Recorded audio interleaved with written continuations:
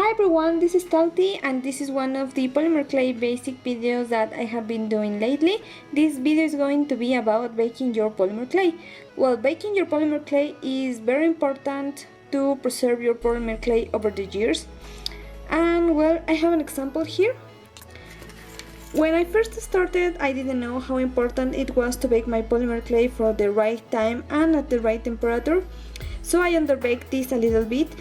I baked them only for a couple of minutes and they seemed fine at first. That's because the plasticizer is baked from the surface. I will explain a little bit more about it when I make my what is polymer clay tutorial or explanation. So the surface gets baked first, and while it might seem that it has been baked completely and it's fine, the center is still raw and still has plasticizer.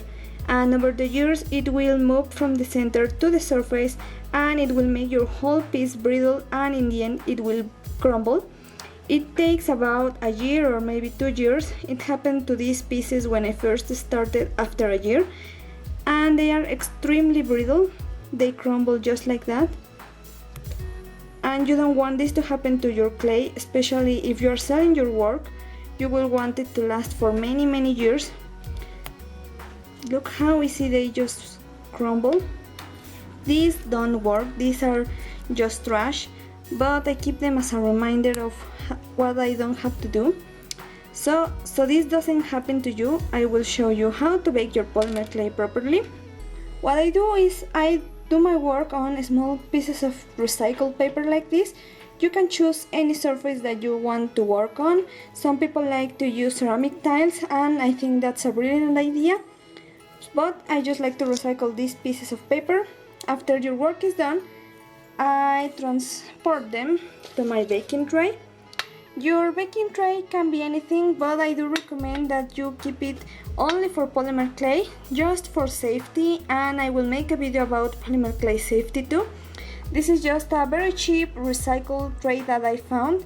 This was from an old oven. It doesn't need to be anything fancy, and if you decide to use it for polymer clay and for food as well, I really recommend that you put something between the tray and the polymer clay, just for safety. You don't want the plasticizer to move from the polymer clay to the tray and then to your food. Of course, you will also need an oven, and here is my oven. You need either a conventional oven or a toaster oven. You can't bake your polymer clay in a microwave. In the packages say so with capital letters because it's that important. I really like to bake mine in convection bake because the airflow keeps the temperature more even, and that's just an added assurance that your polymer clay won't burn and it will bake properly. The temperature will be decided by the brand that you use. You really need to make sure that you bake your polymer clay at the right temperature.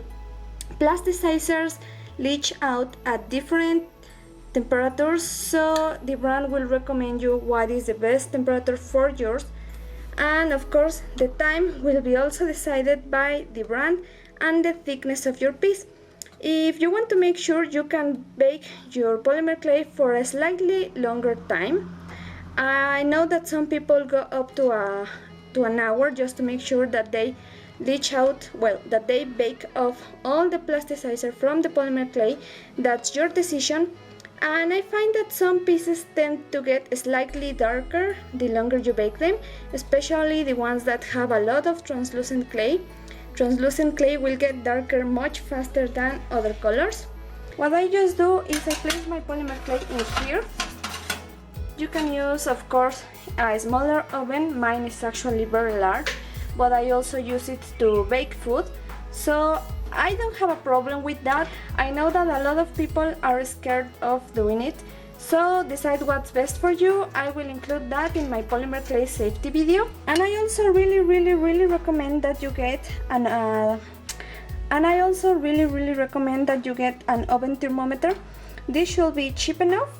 I have been using this since I began, and it's very important because sometimes the dial from your oven is not accurate Actually, if I place it right here, it will be the temperature for Sculpey, so this is 50 degrees lower than the temperature that it says here.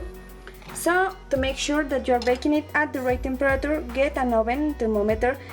I really don't bake my polymer clay unless this is there, because the dial sometimes moves up and down, so I like to place it in the back. This oven has the heat element on the top and also on the bottom, and I find that the heat from the top can actually burn and darken your polymer clay slightly. I know that a lot of clayers do different things. What I do is I just made a small folded piece of aluminum and I use it as a small tent. That way the heat element from the top won't make such a hard and direct heat to my polymer clay, and the heat will actually come from the air that the convection oven will keep nice and even all around my oven, and that bakes my polymer clay quite nicely. If you don't have a convection oven, you can use a conventional oven, of course, or just put it in the warm setting. It will bake too. Just make sure that the temperature is right, and of course the time has to be right too. At first I was scared that this little tent, it's very light, so I was scared that it will be blown off by the fan from the convection. The fan is right here, so I made a small armature with wire and I covered it with foil. And this is also nice if you need to adjust it, or I can even hang things from the top wire to bake. But this doesn't get blown either, so you can make either of the two. And that's pretty much how I bake my polymer clay. You really need to follow the instructions in the package. Make sure that you are baking it at the right temperature for the right amount of time. Otherwise, this will happen to you too. I speak from experience. So look how brittle it is. It's really awful. Let me know if it was helpful for you. Let me know if I can make any other tutorial for you.